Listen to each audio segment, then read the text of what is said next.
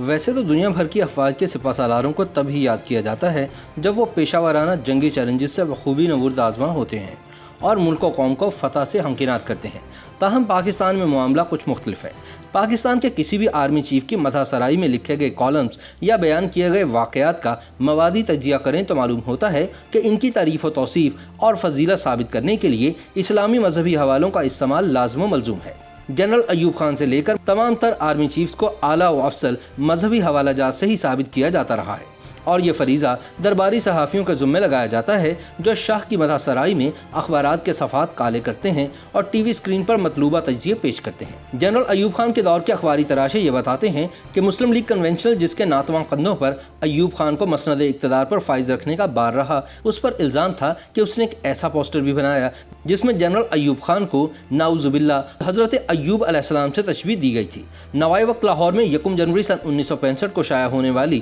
ایک خبر کے مطابق شہر میں کنونشنل مسلم لیگ کی جانب سے ایک پوسٹر دیواروں پر چسپاں کیا گیا جس پر لکھا گیا تھا کہ اللہ پاک نے بنی اسرائیل کے پیغمبر حضرت ایوب علیہ السلام کا درجہ صدر ایوب کو بخشا۔ بعد ازاں جب محترمہ فاطمہ جناح نے فیلڈ مارشل ایوب خان کے خلاف الیکشن لڑنے کا فیصلہ کیا تو ان کے مذہبی عقیدے کو بنیاد بنا کر محترمہ فاطمہ جناح پر شدید تنقید کی گئی۔ اسی طرح جامعہ اشرفیہ لاہور کے منتظم مولانا عبد الرحمن اشرفی سے منسوب ایک پرانا اخباری تراشا ایسا بھی ہے جس میں انہوں نے یہ بیان دیا کہ جنرل ضیاء الحق صاحب کو نبی اکرم صلی اللہ علیہ وآلہ وسلم کی جانب سے کئی سلام آئے اور کئی پیام پہنچے۔ یاد رہے کہ جامعہ اشرفیہ کے مولانا محمد مالک کاندھلوی جنرل ضیاء کے قریبی رشتہ دار بھی تھے۔ اب قریبی ساتھی کا خالہ زاد اگر ملک کا سپہ سالار ہو اور پھر ملک پر قابض ہو کر خود کو اس کا صدر بھی قرار دے لے اور بعد ازاں آپ کو ملک کے چند اہم ترین مدرسوں میں سے ایک کا سربراہ بھی مقرر کر دے تو کیا آپ اس کے لیے چند توصیفی کلمات بھی نہیں کہہ سکتے؟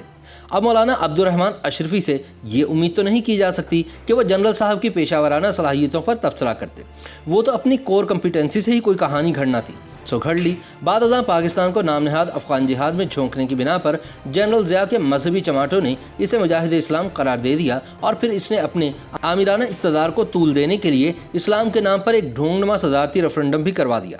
نام نہاد لبرل جنرل مشرف برسر اقتدار آیا تو فوج کے میڈیا مینیجرز اور دائیں بازو سے تعلق رکھنے والے چاپلوس کالم نگاروں کے لیے ایک بڑا چیلنج یہ تھا کہ جنرل مشرف کی تعریف کس طرح کی جائے، لیکن جلد ہی اس کا حل بھی تلاش کر لیا گیا اور پھر یہ مشہور کر دیا گیا کہ جنرل مشرف کے اسلام سے دلی عقیدت کا اندازہ اس بات سے بخوبی لگایا جا سکتا ہے کہ جب سن 1979 میں دہشت گردوں نے خانہ کعبہ پر قبضہ کیا اور ایک جعلی امام مہدی کے ظہور کا اعلان کیا تو بطور SSG کمانڈو ایک پاکستانی دستے کی قیادت کرتے ہوئے پرویز مشرف نے تمام دہشت گردوں کا خاتمہ کر کے خانہ کعبہ کو آزاد کروایا۔ حالانکہ یہ بات بالکل جھوٹ تھی کیونکہ سعودی عرب نے خانہ کعبہ کا قبضہ چھڑانے کے لیے فرانس کی انسداد دہشت گردی کے فوجی یونٹ سے وابستہ انتہائی تربیت یافتہ کمانڈوز کی مدد حاصل کی تھی۔ اسی طرح دائیں بازو کے کالم نگار ہارون الرشید جنرل اشفاق پرویز کیانی کی شان میں زمین و آسمان کے قلابے ملایا کرتے تھے۔ اسی دور میں ان کا ایک کالم بہت مشہور ہوا تھا جس میں انہوں نے اپنے درویش کی طرف سے اعلان کیا تھا کہ کل رات حضرت عمر رضی اللہ تعالی عنہ نے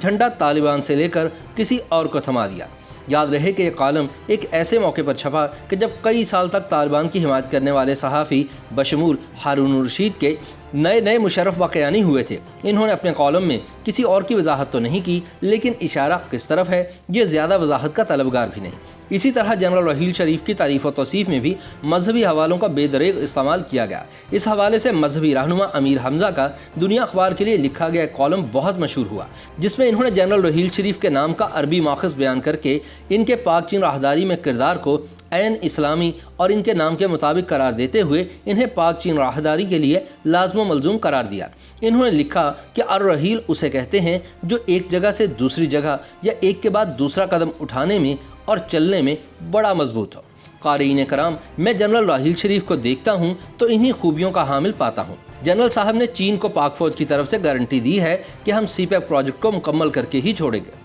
YouTube پر گوگلی نیوز دیکھنے کے لیے youtube.com کی سرچ بار میں گوگلی نیوز TV ٹائپ کریں۔ گوگلی نیوز کے پیج پر سرخ رنگ کے سبسکرپشن والے بٹن پر کلک کرنا نہ بھولیے۔ YouTube پیج پر اپلوڈ ہونے والی ویڈیوز سے باخبر رہنے کے لیے بیل آئیکن پر کلک کیجیے۔ آپ کو ہر نئی ویڈیو کے بارے میں نوٹیفیکیشن موصول ہو جائے گا۔